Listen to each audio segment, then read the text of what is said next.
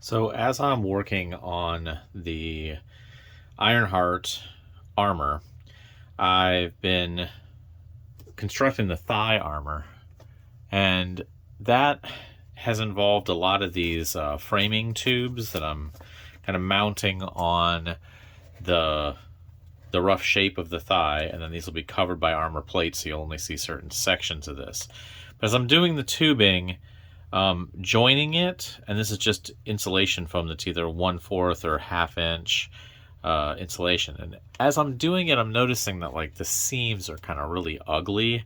This one will be covered by a plate, so I'm not as worried about that. But as I get over to the other side, I want them to look a little cleaner in case they are seen. And I feel like I've gotten a better and more effective way of doing these seams, so that once they're plasti dipped and sealed and painted, they look more like the metal framing bars that they're actually supposed to represent. So I've got the other side, and I was just gonna walk through real quick what I was doing to get this.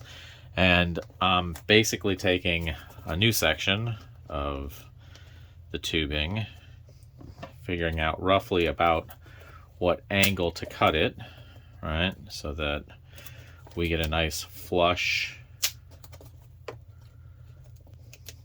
shot on that, right?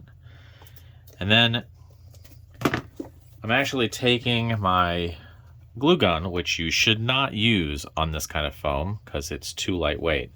But in this case, I'm just using the tip of it to go ahead and give me a little bit of a curve to that. And now when it sits against this, it will curve around and fit nicely into that piece. And we'll do the same thing on this end. Cut it a little past the halfway mark for hitting that. Hit this end just very quickly. You can see how that curved it.